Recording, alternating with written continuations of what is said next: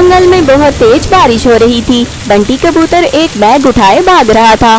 बंटी कबूतर वो बैग उठाए जंगल के बीचों बीच एक घर में चला जाता है। उस घर में बंटी कबूतर का चाचा उल्लू रहता था। हा, उल्लू चाचा इस बैग को कहीं छुपा दो जल्दी से। अरे बंटी क्या हुआ, इतने हड़बड़ाए हुए क्यों लग रहे हो? अरे बंटी चाचा तुम इस बैग को तो छुपा दो ना, मैं सारी बात बताता हूँ। उल्लू चाचा उस बैग को उठाकर सामने एक गुफा के अंदर छोड़ाते हैं।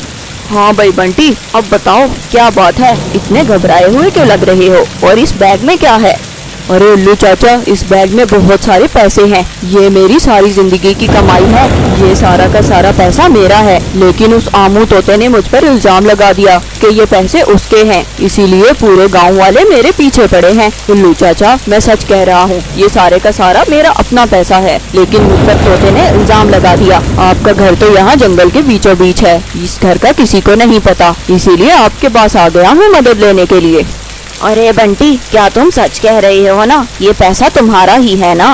अरे उल्लू चाचा कैसी बातें कर रहे हो, आप तो मुझे बचपन से जानते हो, क्या मैं चोरी कर सकता हूँ? वो तोता मुझ पर इल्जाम लगाकर ये सारे पैसे हड़पना चाहता है। उल्लू चाचा जब मामला ठंडा हो जाएगा तो मैं ये पैसे यहाँ से ले जाऊंगा, तब तक आप इस पैसे को यहीं छुपा रहने दो। मैं कुछ दिनों के लिए इस जंगल से दूर जा रहा हूँ, जब ये सारा मामला ठंडा हो जाएगा तो मैं वापस आऊँगा और अपना पैसा आपसे ले जाऊंगा। ऐसा कहकर बंटी कबूतर वहाँ से चला जाता है। उल्लू चाचा को दाल में कुछ काला लग रहा था। अरे अगर ये पैसा बंटी का है तो वो ऐसे भागता क्यों फिर रहा है? मुझे लगता है दाल में कुछ काला तो जरूर है, मैं जाकर देखूं तो सही इस बैग में आखिर है क्या। ऐसा सोचकर उल्लू चाचा फिर से गुफा के अंदर जाते हैं। उल्लू चाचा जब उस बैग को खोलकर देखते हैं तो उसमें ढेर सारा पैसा पड़ा हुआ था। अरे बाप रे, इसमें तो ढेर सारा पैसा है। अगर ये वाकई बंटी कबूतर की मेहनत की कमाई है तो वो ऐसे भागता क्यों फिर रहा है और गांव वाले उसके पीछे क्यों पड़े हैं? मेरे ख्याल से मैं जाकर गांव में पता करता हूँ। ऐसा ही सोचकर उल्लू चाचा गांव की तरफ चले जाते हैं। रास्ते में उल्लू चाचा को एक पेड़ पर शीनू चिड़िया बैठी हुई दिखाई देती है। उल्लू चाचा उसके पास चले जाते हैं।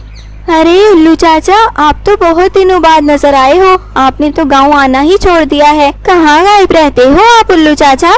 अरे कुछ नहीं शीनू बेटी, बस मैंने अपना घर यहाँ से दूर बना लिया है। यहाँ गांव की चहल पहल से तंग आ गया था, वहाँ मैंने जंगल में अपना एक पुरसकून ठिकाना बना लिया है, और कुछ तबीयत भी इतनी ठीक नहीं रहती, इसीलिए यहाँ कम आता हूँ। अच्छा शीनू बेटी, मुझे आमू तोते से काम था, वो कहाँ रहता है?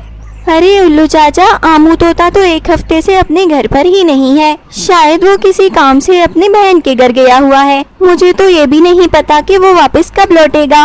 अरे क्या शीनू बेटी तुम सच कह रही हो? अरे हाँ ना उल्लू चाचा, आमू तोता एक हफ्ते से अपने घर पर नहीं है। क्या आपको उससे कोई जरूरी काम था? अरे हाँ शीनू बेटी, यही समझ लो, जरूरी काम था एक। चलो कोई बात नहीं, मैं दोबारा चक्कर लगा लूंगा। ऐसा कहकर उल्लू चाचा वहाँ से चले जाते हैं।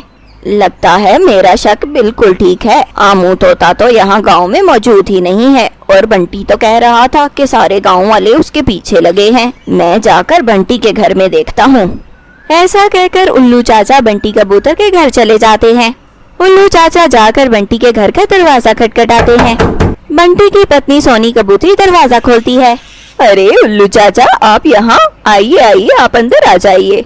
ऐसा कहकर सोनी कबूतरी उनको अंदर ले जाती है। अरे सोनी बेटी, बंटी कबूतर कहाँ गया है, वो कहीं नजर नहीं आ रहा। अरे क्या बताऊं उल्लू चाचा, बंटी जी तो सुबह से घर से बाहर निकले हुए हैं। असल में घर के हालात इतने खराब चल रहे हैं कि मैं आपको क्या बताऊं। बंटी जी को कहीं काम नहीं मिल रहा था, बहुत दिनों से हमारे घर में फाके चल रहे थे, इसीलिए बंटी जी बेचारे काम की तलाश में यहाँ वहाँ फिरते रहते हैं। लेकिन कल शाम वो मुझसे कह रहे थे कि अब सारी मुसीबतों का हल निकल आएगा और हम बहुत अमीर हो जाएंगे। बस फिर सुबह सुबह ही घर से बाहर निकल गए, अभी तक घर नहीं लौटे। अच्छा सोनी बेटी, ये बात है। हाँ उल्लू चाचा, लेकिन आपको अचानक बंटी जी से क्या काम पड़ गया? अरे कुछ नहीं, बस मुझे उससे कुछ जरूरी बात करनी थी। मैं ऐसा करता हूँ, आज रात यहीं रुक जाता हूँ, क्या पता बंटी वापस आ जाए। हाँ उल्लू चाचा, क्यों नहीं, आप यहीं रुक जाइए, वैसे भी बहुत अरसे के बाद आए हो आप। ऐसा ही कहकर उल्लू चाचा उसके घर पर ही रुक जाते हैं। अगली सुबह बंटी कबूतर घर वापस आता है। अपने घर पर उल्लू चाचा को देखकर वो बहुत हैरान हो जाता है। अब उल्लू चाचा आप यहाँ क्या कर रहे हो? अरे कुछ नहीं बंटी, बस तुम्हारी खबर लेने के लिए आया था और मैं आमू तोते के घर पर भी गया था। ये सुनते ही बंटी कबूतर बहुत घबरा जाता है। बंटी कबूतर को पता चल गया था कि उल्लू चाचा मामले की तह तक पहुंच चुके हैं। बंटी मेरे साथ जरा बाहर चलो, मुझे तुमसे कुछ बात करनी है। ऐसा कहकर उल्लू चाचा बंटी को बाहर ले जाते हैं।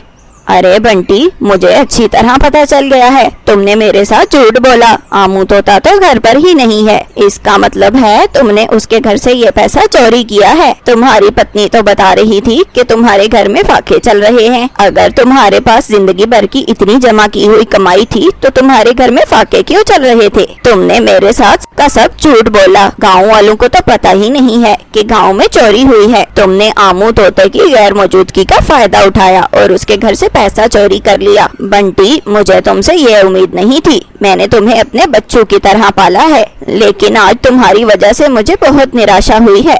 ये सब सुनते ही बंटी रोने लगता है। अरे उल्लू चाचा, मैं क्या करता, घर में खाने तक के पैसे नहीं थे और मुझे कोई काम नहीं मिल रहा। मैंने मजबूर होकर ये कदम उठाया। बचपन से आज तक मैंने एक ठेला भी कभी चोरी नहीं किया, लेकिन आज मैं ये कदम उठाने पर मजबूर हो गया। अरे बंटी, मैं तुम्हारी मजबूरी समझता हूँ, लेकिन चोरी करने की ये कोई वजह नहीं है। मैं तुम्हें काम पर लगवा दूंगा। तुम ये पैसा आमू के घर पर वापस रख कर आओ। अगर किसी को पता चल गया कि तुमने ये पैसा चोरी किया है तो तुम जेल चले जाओगे। फिर सोचो तुम्हारे बीवी बच्चों का क्या होगा, और पूरे गाँव में सब तुम पर थू थू करेंगे। मैंने तुम्हारी असलियत किसी को नहीं बताई, लेकिन मैं तुम्हें कह रहा हूँ, ये पैसा आमू के घर पर वापस रख कर आओ। चोरी करना अच्छी बात नहीं है। तुम सोचो, आमू ने कितनी मेहनत से ये पैसा इकट्ठा किया होगा। उसकी भी तो कोई ना कोई जरूरत होगी और तुम उसका पैसा चोरी करके ले आए। हाँ उल्लू चाचा, आप ठीक कह रहे हो। मैं उसका पैसा वापस रख दूंगा। आप बस मुझे काम पर लगवा दो। ऐसा कहकर बंटी कबूतर उसका पैसा वापस रख देता है। उल्लू चाचा सेठ गोपी कौवे से बात करके कबूतर को काम पर लगवा देते हैं। बंटी कबूतर को आमों के बाग की रखवाली का काम मिल गया था। गोपी सेठ उसको अच्छी तनख्वाह दे दिया करता था। इस तरह बंटी के घर का निजाम भी अच्छा चलने लगता है। उल्लू चाचा ने अपनी समझदारी से सारे मसले को अच्छी तरह हल कर दिया था। शीनू चिड़िया बहुत मेहनती थी। वो सारा दिन कोई ना कोई काम करती रहती थी। शीनू चिड़िया किचन में दाल खिचड़ी बना रही थी।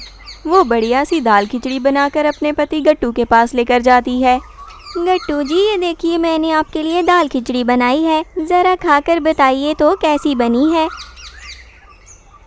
वाह भाई शीनू, मजा आ गया दाल खिचड़ी खाने का। हमेशा की तरह तुमने बहुत ही बढ़िया दाल खिचड़ी बनाई है। थोड़ी देर में कालू कौवा किसी काम से उनके घर आता है। कालू कौवा देखता है कि वो दोनों बैठकर दाल खिचड़ी खा रहे हैं।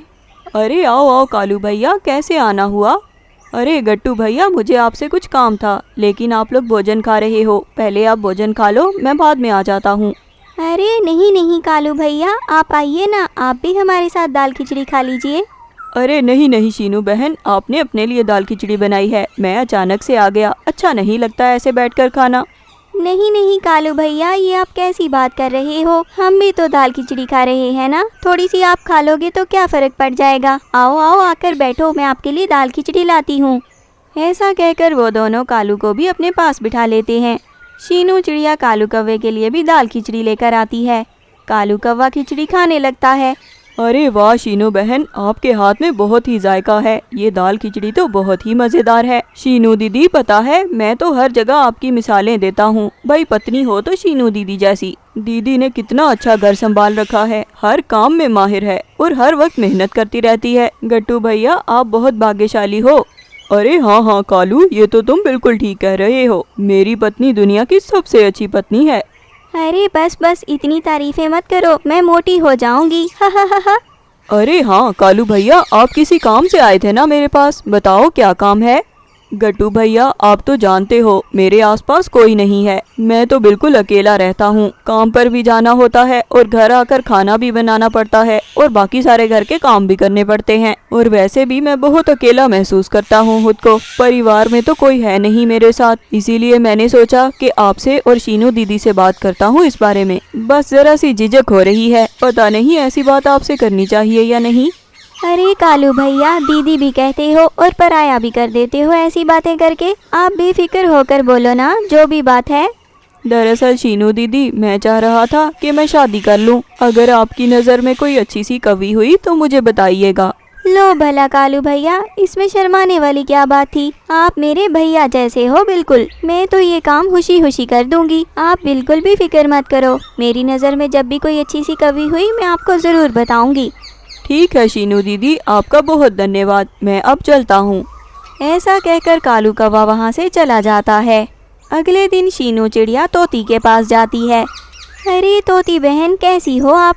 शीनू, मैं तो ठीक हूँ। तुम सुनाओ, तुम कैसी हो? बहुत दिनों के बाद नजर आई हो।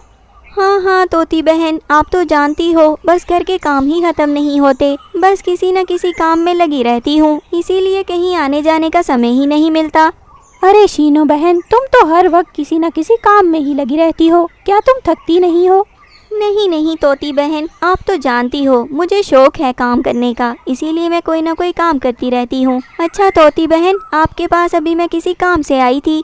हाँ हाँ शीनू, बोलो क्या काम है? तोती बहन, वो हमारे बगल में कालू कौवा रहता है ना, उसके लिए हमें कोई अच्छी सी कवि चाहिए। हम उसकी शादी करवाना चाहते हैं। अच्छा शीनू बहन, ये बात है। वैसे कालू कौवे को तो मैं जानती हूँ, वो तो आदत का बहुत ही अच्छा है। वैसे शीनू बहन, मेरे मोहल्ले में एक गौरी कवि रहती है। वो भी अकेली ही रहती है, उसके परिवार में भी कोई नहीं है। अगर तुम कहती हो तो हम दोनों जाकर उससे बात कर लेते हैं। हाँ हाँ तोती बहन, ये तो बहुत अच्छा हो जाएगा। चलो हम उससे जाकर बात करते हैं। ऐसा सोचकर शीनू और तोती गौरी कवि के पास जाती हैं। गौरी कवि, ये शीनू चिड़िया है। ये कालू कौवे की शादी करवाने के लिए कवि ढूंढ रही है, इसीलिए हम तुम्हारे पास आए हैं। हाँ हाँ गौरी बहन, तोती बहन ने मुझे बताया कि आप अकेली ही रहती हो। अगर आपके परिवार में कोई बड़ा होता तो हम उनसे बात कर लेते, लेकिन आपके परिवार में कोई नहीं है, इसीलिए हम आपसे बात करने के लिए आए हैं। आप कालू भैया के साथ शादी कर लो। कालू भैया बहुत ही अच्छे हैं, उनके परिवार में भी कोई नहीं है, वो अकेले ही रहते हैं। और यहाँ आप भी अकेली रहती हो, आप दोनों शादी करके बहुत खुश रहोगे। आप उनसे शादी कर लो।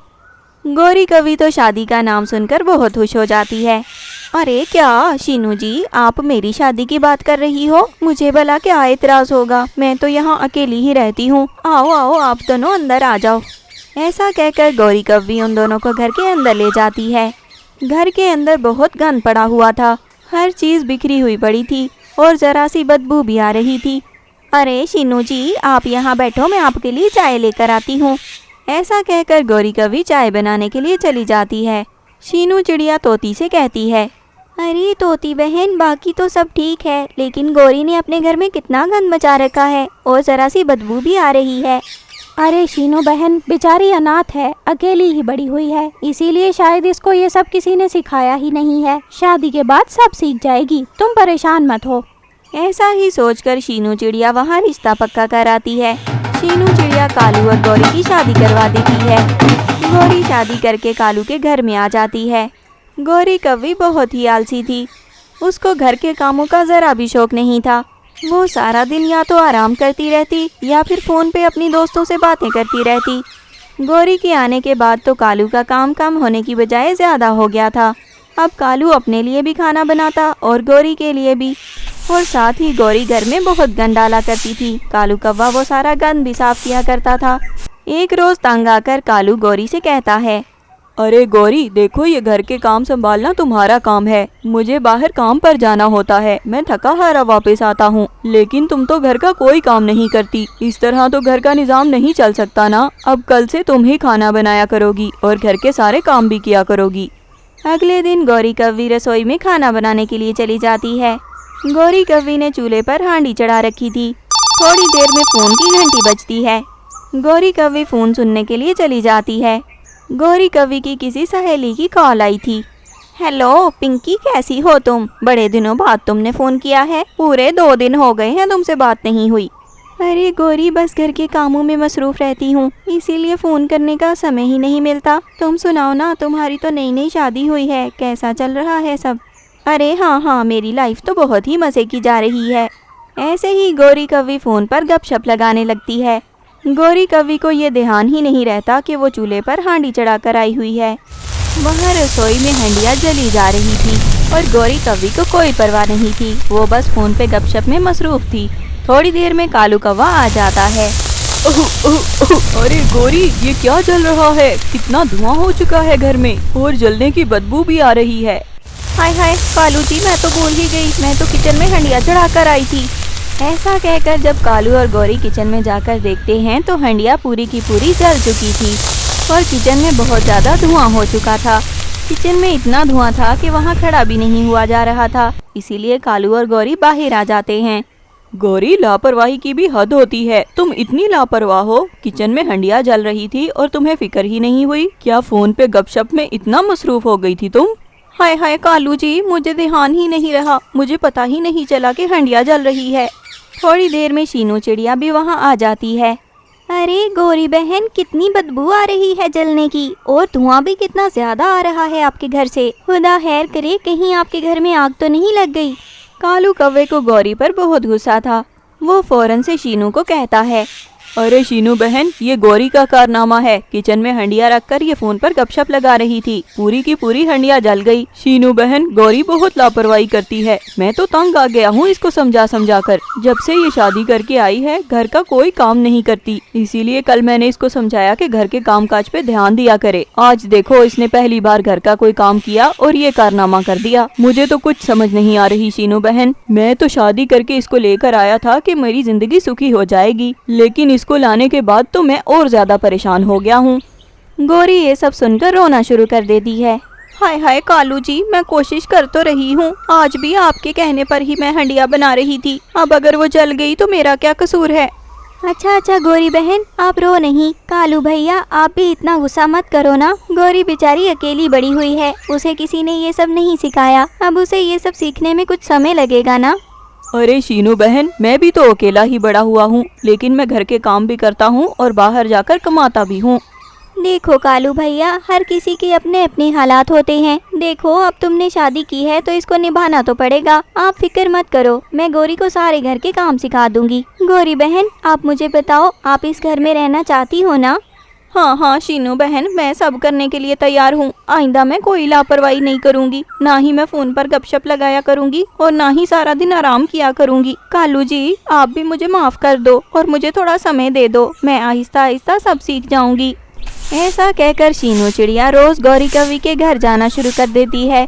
शीनू चिड़िया गौरी को सारे घर के काम सिखा देती है। कुछ ही समय में गौरी भी शीनू की तरह अच्छे से घर संभालने लगती है। अब गौरी लापरवाही भी नहीं किया करती थी, सारा दिन फोन पर गपशप भी नहीं लगाया करती थी और जरूरत से ज्यादा आराम भी नहीं किया करती थी। गौरी कवि बहुत अच्छे से घर संभाल लेती है। अब कालू कौवा भी गौरी से बहुत खुश था और उनकी बाकी की जिंदगी खुशी खुशी बीत जाती है। चीनू चिड़िया बहुत बढ़िया खाना बनाया करती थी। चीनू को हर किस्म का खाना बनाना आता था। एक रोज चीनू बहुत ही बढ़िया बिरयानी बनाती है। थोड़ी देर में चीनू के घर कबूतरी आती है। अरे चीनू बहन, तुम्हारी बिरयानी की खुशबू तो मेरे घर तक जा रही है। इतनी बढ़िया खुशबू आ रही है कि मुझसे तो रहा ही नहीं गया। चीनू बहन, थोड़ी सी बिरयानी मुझे भी खिला दो। जी जी कबूतरी बहन, क्यों नहीं, मैं आपको अभी लाकर देती हूँ बिरयानी। ऐसा कहकर चीनू चिड़िया एक प्लेट बिरयानी कबूतरी को भी दे देती है। कबूतरी बड़े मज़े ले लेकर बिरयानी खाती है। अरे चीनू बहन, तुम्हारे हाथ में तो बहुत ही जायका है। तुम्हारे हाथ के खानों की सारे जंगलवासी बहुत तारीफ करते हैं। चीनू बहन, ऐसे रोज रोज तुमसे मांग कर बिरयानी तो नहीं खाई जा सकती। चीनू बहन, तुम ऐसा क्यों नहीं करती कि एक होटल ही बना लो। तुम्हारा होटल बहुत चलेगा, सारे जंगलवासियों को बहुत पसंद आएगा तुम्हारे हाथ का खाना। देखो तो रोज कोई ना कोई तुम्हारे घर से खाना खाने आ जाता है और तुम सबको मुफ्त का खाना बांटती रहती हो। अगर तुम अपना होटल बना लोगी तो तुम्हारे हाथ का खाना भी सब खा लेंगे और तुम्हें भी उसका फायदा हो जाएगा। जी जी कबूतरी बहन, बात तो आपने बहुत पते की है। वैसे भी मुझे भी पैसों की ज़रूरत है। ये आपने बहुत अच्छा मशवरा दिया है, मैं अपना होटल बना लेती हूँ। ऐसा ही सोचकर चीनू चिड़िया अपने घर के सामने एक छोटा सा ढाबा बना लेती है। सभी पक्षियों को चीनू का ढाबा बनाने की बहुत खुशी थी, क्योंकि हर कोई चीनू के हाथ का खाना खाना चाहता था। मिठू तोता चीनू के पास आता है। अरे चीनू बहन, तुमने ये ढाबा बनाकर बहुत ही अच्छा किया। जानती हो, हमें भी तुम्हारे हाथ का खाना बहुत पसंद है, लेकिन हमें रोज रोज तुमसे खाना मांगना अच्छा नहीं लगता। अब तो तुमने होटल बना लिया है, अब हम आराम से आकर तुम्हारे होटल पर खाना खाया करेंगे तुम्हारे हाथ का। चलो चीनू बहन, मुझे एक प्लेट बिरयानी दे दो। जी जी तोते भैया, आप बैठिए, मैं बिरयानी देती हूँ आपको। ऐसा कहकर चीनू एक प्लेट बिरयानी तोते को दे देती है। अरे वाह चीनू बहन, तुम्हारे हाथ की बिरयानी तो हमेशा की तरह बहुत ही लजीज है। अच्छा चीनू बहन, मुझे बताओ बिरयानी के कितने पैसे हुए? अरे तोते भैया, 50 रुपए दे दो। ऐसा कहकर मिठू तोता चीनू को पैसे दे देता है और वहाँ से चला जाता है। 2 ही दिन में चीनू का ढाबा बहुत अच्छा चलने लगता है। चीनू के ढाबे पर हर वक्त पक्षियों की भीड़ भाड़ रहती। कोई न कोई पक्षी हर वक्त चीनू के ढाबे पर खाना खाने के लिए आया ही होता था। इसीलिए चीनू की कमाई भी बहुत अच्छी हो रही थी। चीनू के घर के सामने कालू कौवा और गौरी कवि रहते थे। हाय हाय कालू जी, आप देख रहे हो चीनू कैसे तरक्की किए जा रही है। अभी उसको ढाबा बनाए हुए 2 ही दिन हुए हैं, लेकिन उसका ढाबा कितना अच्छा चलने लगा है। ऐसे ही चीनू अगर तरक्की करती रही तो वो तो हमसे बहुत आगे निकल जाएगी। कालू जी, हमें कुछ सोचना होगा, ऐसे हाथ पे हाथ रखकर हम नहीं बैठ सकते। हाँ हाँ गौरी, बात तो तुम ठीक कर रही हो। हमारा घर चीनू से ज्यादा अच्छा है और हम चीनू से ज्यादा अमीर हैं। लेकिन अगर चीनू का ढाबा इतना अच्छा ही चलता रहा तो वो हमसे आगे निकल जाएगी। ऐसा ही सोचकर कालू और गौरी एक प्लान बना लेते हैं। अगले दिन गौरी चीनू के ढाबे पर खाना खाने के लिए जाती है। अरे गौरी बहन, आओ आओ, मैं यही सोच रही थी कि सारे जंगल के पक्षी मेरे ढाबे पर आए, लेकिन आप लोग तो बिल्कुल सामने ही रहते हो, फिर भी मेरे ढाबे पर खाना खाने नहीं आए। अरे हाँ हाँ चीनू बहन, बस जरा मसरूफ थी मैं, इसीलिए नहीं आ सकी। लेकिन मैं सामने से देखती रहती हूँ, तुम्हारे ढाबे पर तो बहुत रश रहता है, तो मैंने सोचा आज मैं भी तुम्हारे ढाबे से कुछ खा लूँ। हाँ हाँ गौरी बहन, अच्छा किया आपने। अच्छा चीनू बहन, तुम ऐसा करो, मेरे लिए 2 नान, 1 कढ़ाई, 1 बिरयानी की प्लेट और 2 समोसे ले आओ। अरे गौरी बहन, इतना कुछ आप अकेले खा लोगी? अरे चीनू, इतना कुछ एक साथ खाने पर पाबंदी है क्या तुम्हारे ढाबे पर? नहीं नहीं गौरी बहन, मेरा ये मतलब नहीं था, मैं अभी लेकर आती हूँ खाना। ऐसा कहकर चीनू खाना तैयार करने चली जाती है। चीनू खाना तैयार करके गौरी के पास लेकर आती है। गौरी खाना खाने लगती है। थोड़ा सा खाना खाकर गौरी नाटक शुरू कर देती है। गौरी धड़ाम से नीचे गिर जाती है। हाय हाय चीनू बहन, ये तुमने मुझे क्या खिला दिया? तुम्हारा खाना खाते ही मेरी तबीयत बिगड़ गई है। मेरे पेट में बहुत ज्यादा दर्द हो रहा है। हाय हाय, बहुत दर्द हो रहा है। चीनू बहन ने मुझे पता नहीं क्या खिला दिया। इतने में कालू कौवा भी भागा भागा वहाँ आता है। अरे चीनू बहन, तुमने मेरी पत्नी को क्या खिला दिया? देखो तो उसकी हालत कितनी बिगड़ गई है। ठीक ठाक तो घर से आई थी। चीनू बेचारी तो ये सब देखकर घबरा ही जाती है। थोड़ी देर में ही बाकी पक्षी भी वहाँ आ जाते हैं। पक्षियों पक्षियों, चीनू बहन ने खाने में पता नहीं क्या मिला रखा था। गौरी की खाना खाते ही तबीयत बिगड़ गई है। हाय हाय, मुझे बहुत दर्द हो रहा है, लगता है मैं नहीं बचने वाली। चीनू बहन ने पता नहीं खाने में क्या मिलाया हुआ था। हाय हाय, बहुत दर्द हो रहा है। अरे गौरी बहन, हम तो रोज यहाँ से खाना खाते हैं, हमें तो कभी नहीं कुछ हुआ। अरे मिठू भैया, आप कैसी बातें कर रहे हैं? आपको गौरी की हालत नहीं नजर आ रही? अगर आपको यकीन नहीं आ रहा तो आप खुद खाना खाकर देख लें। कालू के ऐसा कहने पर सारे पक्षी खामोश हो जाते हैं। गौरी की हालत देखकर पक्षी डर गए थे, इसीलिए कोई भी उस खाने को हाथ नहीं लगाता। चीनू की बच्ची, मैं अभी अपनी पत्नी को अस्पताल लेकर जा रहा हूँ, लेकिन वापस आकर मैं तुम्हें पूछ लेता हूँ। ऐसा कहकर कालू गौरी को उठाकर अस्पताल ले जाता है। पक्षियों, मेरा यकीन करो, मेरे खाने में ऐसा कुछ भी नहीं था। आप लोग तो रोज मेरे ढाबे से खाना खाते हो। अरे चीनू बहन, वो सब तो ठीक है, लेकिन गौरी की हालत देखकर तो हमें डर लग रहा है। अब हम तुम्हारे ढाबे से खाना नहीं खाएंगे। ऐसा कहकर पक्षी वहाँ से चले जाते हैं। चीनू बेचारी का चला चलाया कारोबार बंद हो जाता है। अब चीनू के ढाबे पर कोई भी नहीं आ रहा था। कालू और गौरी सामने ये सब देखकर खुश हो रहे थे। कालू जी, देखा ना, मैंने कितना अच्छा प्लान बनाया था। देखते ही देखते चीनू का कारोबार ठप भी हो गया है। 2 ही दिन तो हुए थे बेचारी को ढाबा बनाए हुए, लेकिन आइंदा ये कभी ढाबा चलाने का सोचेगी भी नहीं। ऐसा ही सोचकर कालू और गौरी खुश हो रहे थे। वहाँ चीनू बेचारी रोए जा रही थी।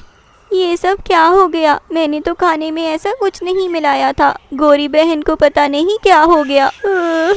सारे पक्षियों में मेरी कितनी बेइज्जती हो गई है। वैसे मेरा कारोबार ना चलता तो मुझे कोई तकलीफ नहीं होनी थी, लेकिन इतनी बेइज्जती मैं नहीं बर्दाश्त कर सकती। मैं ये जंगल छोड़कर चली जाऊंगी।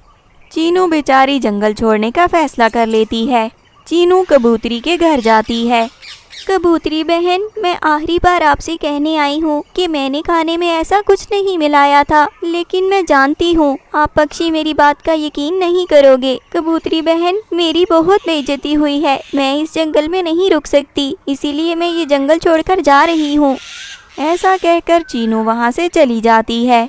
कबूतरी सोचती है, वैसे तो चीनू बहन बहुत ही अच्छी है। पता नहीं उस दिन ऐसा क्या हुआ, गौरी बहन की तबीयत ही खराब हो गई। चीनू बहन तो मुफ्त में भी पक्षियों में खाना बांटा करती थी। भला उसको क्या जरूरत थी खाने में ऐसा कुछ मिलाने की? हम पक्षियों को चीनू बहन की बात सुननी चाहिए थी।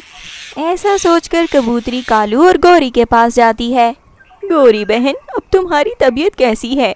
हाय हाय कबूतरी बहन, क्या बताऊं, वो चीनू की बच्ची तो मुझे जान से ही मारने वाली थी, लेकिन खुदा का शुक्र है अब मैं काफी बेहतर हूँ। डॉक्टर ने बोला कि खाने में जहर था। अगर तुम थोड़ी देर और अस्पताल ना आती तो तुम जान से जाती। गौरी बहन, मैं आपको ये बताने के लिए आई हूँ कि चीनू बहन ये जंगल छोड़कर चली गई है। क्या चीनू बहन जंगल छोड़कर ही चली गई? अरे हाँ, सुबह ही वो मुझसे मिलने के लिए आई थी। वो ये जंगल छोड़कर चली गई है। ये खबर देकर कबूतरी वापस चली जाती है। हा, कालू जी, वो चीनू की बच्ची तो दुम दबाकर यहाँ से भाग ही गई। बड़ी आई पैसे कमाने वाली, हमसे आगे निकलने का सोच रही थी। हाँ गौरी, मुझे भी सुनकर बहुत हैरानी हुई। चीनू बहन तो जंगल छोड़कर ही भाग गई। अरे कालू जी, मैंने प्लानिंग ही ऐसी की थी। अब वो चीनू की बच्ची इस जंगल की तरफ आंख उठाकर भी नहीं देखेगी। कबूतरी घर जाने की बजाय वहीं छुपकर उनकी बातें सुन रही थी। अच्छा, तो ये बात है, मेरा अंदाजा सही निकला। इस गौरी की बच्ची ने चीनू बहन पर इल्जाम लगाया। देखो तो ये कौवे कितने बुरे निकले। उस मासूम चिड़िया बेचारी पर इतना बड़ा इल्जाम लगा दिया। मैं जाकर सारे पक्षियों को बताती हूँ। ऐसा सोचकर कबूतरी सारे पक्षियों को बताने के लिए चली जाती है कि गौरी कौवी ने कैसे चीनू के खिलाफ चाल चली थी। कबूतरी जाकर सारे पक्षियों को ये बात बता देती है। पक्षियों को ये सब सुनकर बहुत गुस्सा आ जाता है। पक्षी कालू और गौरी के पास जाते हैं। कालू, गौरी, हमें तुम्हारी चालाकी का अच्छी तरह पता चल गया है। तुम दोनों को जरा भी शर्म नहीं आई चीनू पर इतना बड़ा इल्जाम लगाते हुए? हाय हाय तोते भैया, ये आप क्या कह रहे हो? वही कह रहा हूँ जो सच है। हाँ गौरी की बच्ची, मैंने तुम्हारी सारी बातें छुपकर सुन ली थी और मैंने ही जाकर पक्षियों को तुम्हारी असलियत बताई है। तुम्हें शर्म आनी चाहिए थी ऐसी हरकत करते हुए। सारे पक्षी कालू और गौरी की बहुत बेइज्जती करते हैं। कालू और गौरी, हम पक्षियों ने ये फैसला किया है कि हम चीनू बहन को यहाँ वापस लेकर आएंगे। तुम दोनों को चीनू बहन से माफी मांगनी होगी। अगर चीनू बहन ने इजाजत दी तो ही तुम लोग इस जंगल में रुक सकते हो, वरना तुम लोगों को ये जंगल छोड़कर जाना होगा। थोड़ी देर में पक्षी चीनू को बुलाकर ले आते हैं। हाय हाय चीनू बहन, हमें माफ कर दो। हमें तुम्हारे साथ ऐसा नहीं करना चाहिए था। जितनी बेइज्जती हमने तुम्हारी करवाई उससे ज्यादा तो पक्षियों ने हमारी कर दी है। कृपया करके तुम हमें माफ कर दो। हाँ चीनू बहन, आप हमें माफ कर दो। आइंदा हम ऐसी कोई हरकत नहीं करेंगे। ठीक है कालू और गौरी, मैंने तुम दोनों को माफ किया और मैं तुम दोनों जैसी नहीं हूँ, इसीलिए मैं तुम लोगों को इस जंगल से भी नहीं निकलवाऊंगी। तुम दोनों की असलियत सबके सामने आ गई। तुम लोगों के लिए यही सजा काफी है। ऐसा कहकर चीनू उनको माफ कर देती है। कालू और गौरी बहुत शर्मिंदा थे। अब वो दूसरे पक्षियों को मुंह दिखाने के लायक भी नहीं रहे थे। चीनू दोबारा से अपना ढाबा शुरू कर लेती है और वो उसी जंगल में खुशी खुशी रहने लगती है।